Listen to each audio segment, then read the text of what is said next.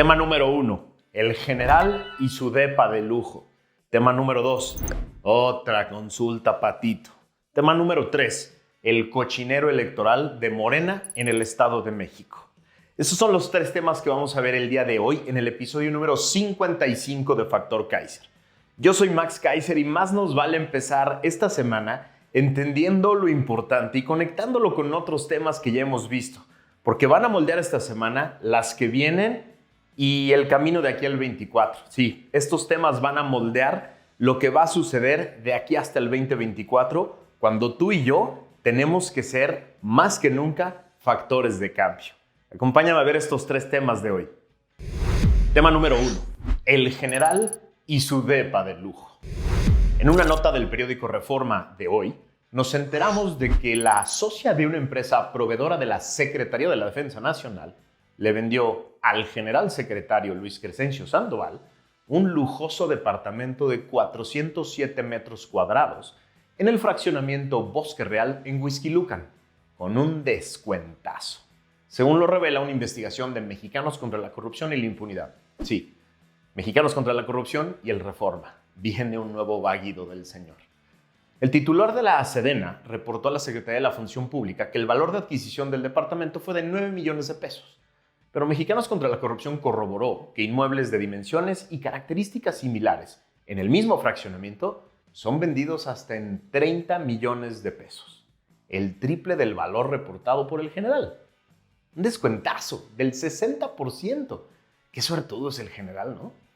La propiedad en venta por 30 millones de pesos, similar a la del general, cuenta con 3 recámaras, con baño y closet, y otros 3 cuartos que pueden ser habilitados como estudio, biblioteca, sala de cine o área de juegos, además de una amplia estancia con ventanales y un increíble balcón. La recámara principal tiene un enorme vestidor con doble lavabo y espejos flotantes, 2 baños, regadera y tina.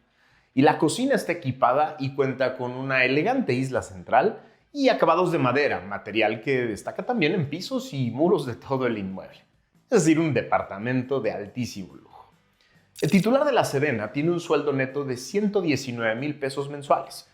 Para adquirir una propiedad similar, debería guardar todo su sueldo íntegro, completito, durante más de 20 años. Mexicanos contra la Corrupción descubrió además que quien vendió el departamento es accionista de la empresa Protective Materials Technology, Promatec, proveedora de la Sedena en la actual administración federal. En la escritura inscrita ante el Instituto de la Función Registral del Estado de México, el IFREM, se detalla la operación de compraventa de la propiedad. ¿Y qué creen? Aguilar Solórzano reportó el mismo domicilio que en el acta constitutiva de la empresa, en el fraccionamiento Hacienda de Valle Escondido, en el Edomex. La empresa tiene como socias a Alejandra Aguilar Solórzano y a su hermana Elisa, cada una con el 50% de las acciones. Resulta que ambas son hijas de Alfredo Aguilar Amezcua, un militar retirado que es apoderado legal de la compañía. En 2001, otra de sus empresas de nombre Macoiza era proveedora de chalecos antibalas de la Secretaría de Seguridad Pública de la Ciudad de México durante el gobierno de, adivinen quién, sí, de López. Y también era proveedora del blindaje de patrullas de la Policía Federal Preventiva durante la gestión de, sí, adivinaron, de Alejandro Gertz Manero, actual fiscal general de la República. En febrero de 2022, la empresa Proamtec obtuvo un contrato de la Sedena por 319 millones de pesos para el abastecimiento de 48,000 juegos de placas balísticas. Si bien la asignación fue por licitación pública, casi de inmediato surgieron críticas sobre irregularidades en el procedimiento, según reporta la nota del Reforma, como la participación de 2 empresas con vínculo comercial y la supuesta incapacidad de la ganadora para cumplir con el contrato. Fue cuestión de tiempo. En el contrato se había programado la entrega de las placas balísticas para el 10 de junio del 2022, pero la empresa incumplió. Ante ello, se decidió rescindirles el contrato, como dice la ley de adquisiciones cuando hay un incumplimiento. Pero ese procedimiento fue cancelado por el director de Fábricas de Vestimenta y Equipamiento de la Sedena, el general Jorge Ambía Minero, según consta en los documentos recopilados por Mexicanos contra la Corrupción.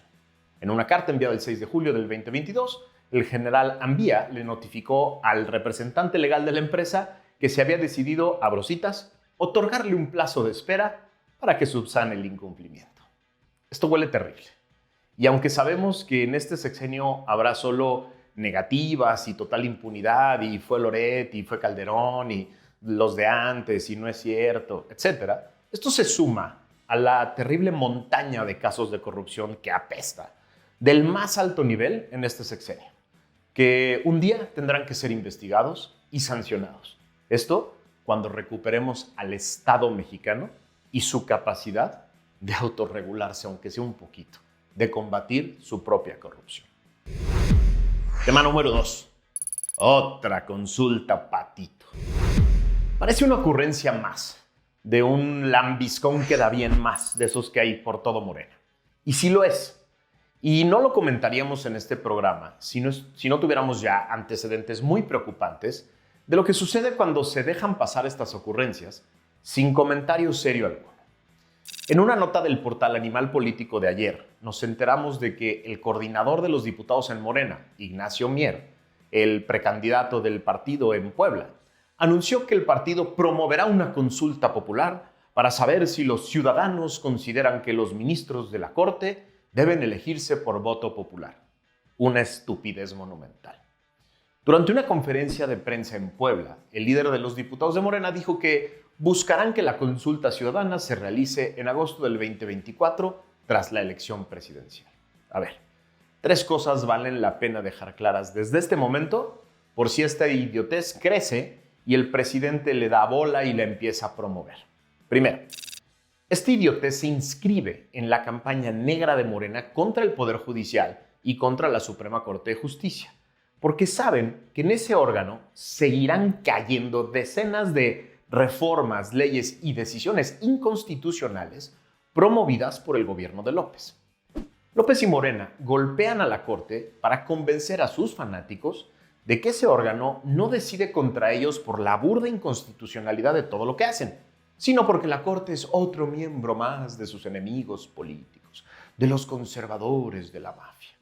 Esta trampa discursiva es promovida por toda la feligresía, incluidas las plumas afines, moneros, comunicadores y académicos paleros. No podemos permitir que esta trampa discursiva vaya más allá de la fanaticada obradorista, porque el Poder Judicial tiene una función muy importante y debemos mantener su legitimidad. Segundo, es importante aclarar desde hoy que las consultas populares no pueden ser utilizadas para reformas constitucionales. Y Mier lo sabe. Y quien tendría que declararlo así al final es la propia Corte. Por eso es claro que esta es una trampa más para seguir impulsando el discurso de que los ministros son una élite, que no se quieren someter a la versión populista de su democracia.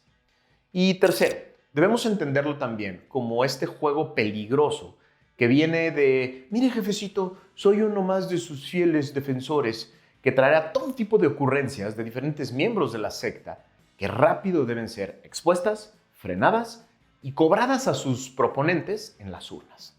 Ya basta de permitir cualquier ocurrencia desleal al Estado, sin consecuencias políticas para quienes las avientan y luego pretenden esconder la mano, ¿no? Yo no fui, yo no la propuse o simplemente era una propuesta. No. Estas ocurrencias tienen un fin concreto: pegarle al Poder Judicial, pegarle a su legitimidad, promover la división, promover el golpe a las personas valientes que desde el Poder Judicial están defendiendo al Estado mexicano y no podemos permitirlo. Tema número 3. El cochinero electoral de Morena en el Estado de México. Lo común en México siempre había sido que el concepto elección de Estado se refiriera a la acusación de la oposición normalmente de que el gobernador en turno de una entidad estaba tratando de imponer a su candidato en una elección para gobernador. Desde hace un par de décadas, los gobiernos federales del PAN y del PRI por lo menos trataban de guardar las apariencias en las elecciones locales y le dejaban a los gobernadores la operación electoral, la repartición de lana y las trampas electorales. López y Morena se están jugando hoy muchísimo en la elección del Estado de México. Se están jugando su unidad y esta idea de que son una aplanadora imbatible. Pero a diferencia de prácticamente todas las demás elecciones locales que han ganado, esta vez no optaron por un expriista, ni parecen contar con la estructura del PRI para operar en su favor. como lo hicieron en las demás elecciones locales. A diferencia de la gran mayoría de las otras elecciones estatales en las que jugaban como una oposición clara, como una alternativa al gobierno en turno del PAN o del PRI, la campaña hoy en el Edomex es claramente una especie de referéndum sobre López y su gobierno. La única propuesta de Delfina, la más clara, es: a mí me apoya López, yo soy de López, yo apoyo a López, soy la candidata de López. Su propaganda está llena de referencias a quien la impuso, que resulta ser el presidente de la República. El presidente, a su vez, no ha escatimado en apoyos, en defensas desde el púlpito mañanero a su Delfina. Y ya dio la orden contundente a sus corcholatas y a todo su gabinete de que se desboquen en apoyos a su Delfina, con programas, con obras, con eventos, como puedan. En redes circulan además decenas de videos en los que vemos a los cuervos de la nación tocando puertas por todo el estado, amenazando personas con perder sus programas sociales si pierde Delfina. También los vemos en esos videos, a los cuervos de la nación, llenando de publicidad las calles en favor de Morena y arrancando la publicidad de la candidata de la oposición.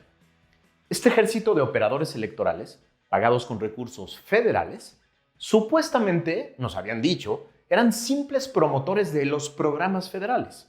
Pero hoy los vemos recorriendo el estado, sin pudor alguno, promoviendo a la candidata del régimen. Es decir, hoy, en el Estado de México, está pasando exactamente eso que sucedía en otros tiempos, que hacían que López y sus feligreses calificaran una elección de tramposa, de manipulada, de inequitativa y llena de corrupción.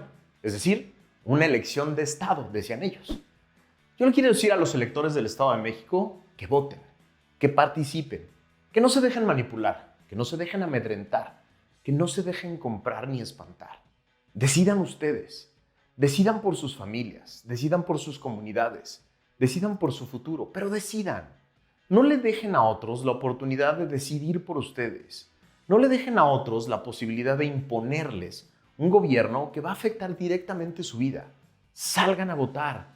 Es su derecho, es su obligación. Lo que ha pasado en las elecciones estatales de los últimos años en México es que el miedo, la desesperanza, la frustración hace que la mayoría de las personas se queden en la casa. Cuando la mayoría de las personas se quedan en su casa, no ejercen el derecho que les da su credencial de elector de salir a votar, otros lo hacen. Y normalmente salen aquellas personas organizadas, movidas, con promotores concretos, que tienen dinero, que tienen intereses, que están promoviendo sus propias necesidades y no las tuyas. Si te quedas en tu casa, si no ejerces el derecho a votar, le estás regalando a otros el derecho de tomar decisiones por ti. Y normalmente esas decisiones no te toman en cuenta, no son en tu favor, no son en favor de tu familia, no son en favor de tu comunidad ni de tu estado. Son en favor de aquellos que se organizan y pagan para que las decisiones sean en su favor.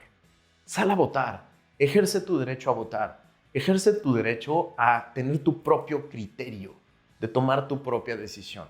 El Estado de México y el Estado de Coahuila hoy te lo demandan, y el país el año que entra también. Tenemos que convertirnos en promotores de la participación, en promotores del voto. Es la única manera de ser factor de cambio. De eso se trata este programa, de ser factores de cambio. Ayúdame a compartir esto por todos lados. Ayúdame a copiar el link que está aquí abajo del video y ponerlo en todas tus redes sociales, en todos tus chats, en todos los lugares donde creas que alguien se puede beneficiar de esta información y de esta reflexión. Vale la pena que le entremos a los grandes temas. Vale la pena que estemos enterados. Vale la pena que todos nos convirtamos en promotores del voto. Gracias por haberme visto y escuchado. Nos vemos la que sigue.